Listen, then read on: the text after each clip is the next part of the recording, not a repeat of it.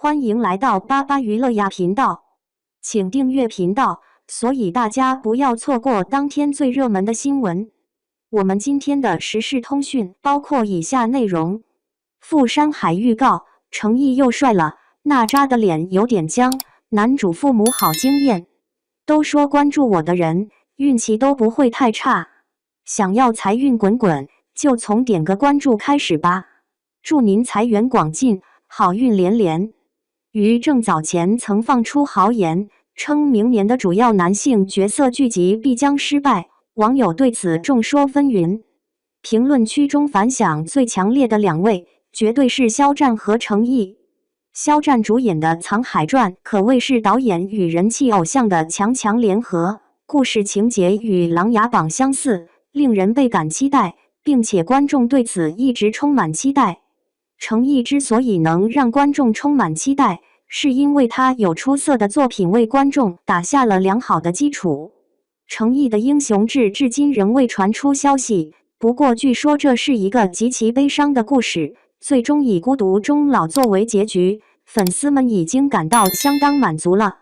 目前，成毅的另一部古代男主剧《富山海》也终于发布了杀青宣传片，与观众见面的时间愈发临近。我们就一起来看看预告，看看这部剧讲了什么。富山海是否是庆余年的翻拍？预告片的结尾处那句但要重新开始，揭示了这部戏最为关键的理念，别害怕再来一次。或许是因为穿越题材受限，所以现在的制作方都选择了运用写书的情节来掩饰穿越的事实。庆余年中正是如此，所有的情节均由大学生张庆创作。目前，通过富山海的预告片，我们可以看到成毅身穿现代服饰，留着顺滑的刘海，帅气的相当自然。一句若是我来写的话，象征着当代的萧明明将转变为武侠世界中的萧秋水。萧明明正在创作一个故事，而萧秋水的冒险也正式拉开序幕。萧秋水的身体之旅，首要经历的便是写蒙誓言的正式仪式。四个充满朝气的年轻人，似乎在冒着热气的火锅前，用小刀刺破自己的手掌，把鲜血放入碗中，还准备喝下去。尽管这听起来很热情，但这种不卫生且伤害自己的举动，的确是萧明明无法做到的。遗憾的是，面对周围三人充满期待的目光，萧秋水难以拒绝。于是，萧秋水满脸豪迈地问道：“有没有针？”如果真的要受伤，萧明明只能尽量缩小自己的伤口了。在成功结为兄弟后，萧秋水便与他的五色兄弟们一起开始了武艺提升的旅程。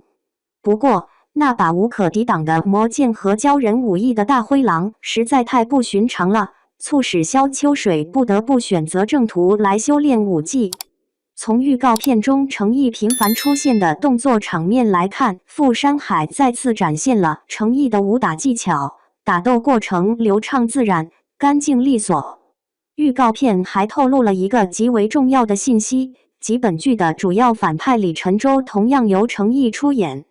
从这个迷人的白发造型来看，确实有种沉香如屑的氛围。甚至现在已经能够看到两个成毅对打的场景，确实让我很想知道这是用什么技术实现的。最终，萧秋水由一个青春洋溢的少年，蜕变为一位捍卫国家的英雄。从简介来看，原著的故事背景设定在南宋时期，这为整个故事增加了一种淡淡的忧伤色彩。不知道电视剧版是否会保留这个历史背景。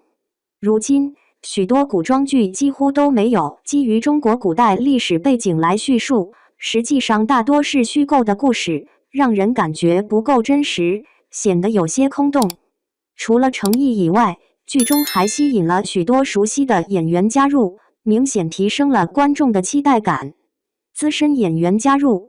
古力娜扎的出道年纪不算年轻，但她的实力却一直难以界定，始终是凭借外貌在娱乐圈打拼。在这部《富山海》中，古力娜扎扮演了男主角的姐妹萧雪瑜。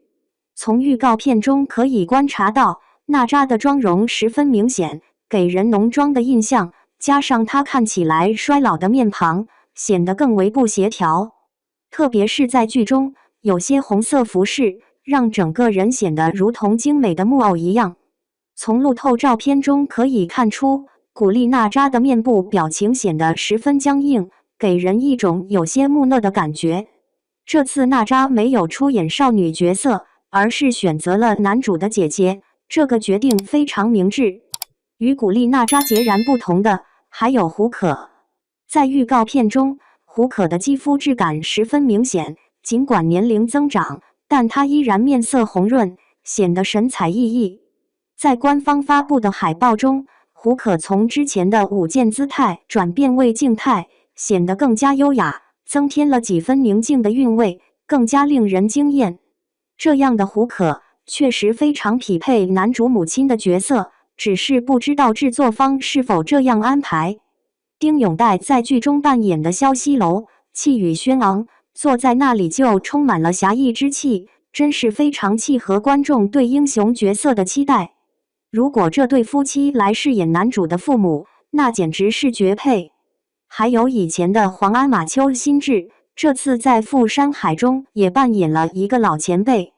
不过，这头白色的蓬松长发一现，给人一种并非寻常角色的印象，仿佛是个脾气古怪的老怪物。张智霖似乎是剧里男主角的导师，预告片中有他们一起练习武艺的情景。不过，这个名字叫做狂徒，总觉得有些太过放纵了。陈钰琪在其他普通的剧集中都能担任女主角，如今却在诚意的男主剧中饰演配角，说明她的资源确实出现了明显的下降。萧燕对观众来说也算是个熟面孔，今年她在长乐曲中凭借强势的情侣组合引起了广泛关注，虽然剧情不多，从外表来看，应该是她一贯的活泼俏丽风格。知否中的祖母也出现了，在《富山海》中无疑也是一位年长而重要的人物，预告片中可以明显感受到她的成熟稳重，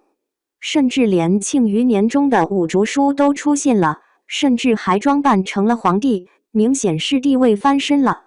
除了这些观众熟悉的演员以外，还有一群名气很大，观众却毫无印象的新面孔。这几位在官方宣布时仅次于古力娜扎，这足以体现他们的地位。这位长相并不算特别的李凯欣，在剧中担任女3号，实在是显得有些生疏。紧接着，本剧的男配角是徐振轩，戴着头罩显得颇有几分英俊，但他的演技还有待提升。随后出现的刘梦瑞，妆容与古力娜扎一样，都显得过于浓重。仅从一个预告片的画面中，就能察觉到乌黑的眉毛、拉长的眼线和明显的卧蚕，显示出渴望成名的心情异常急切。丁孝莹在剧中所用的武器应该是白绫，只希望到时不会出现像赵露思那样的电动白绫的尴尬情况。张峻宁和张小晨可谓是一对志同道合的朋友，尽管演艺生涯已有多年，表演技巧也相对成熟，但始终未能引起太大的关注。尤其是张小晨因为外貌原因，一直以来有些不太好对付，近几年似乎有向反派角色发展的趋势。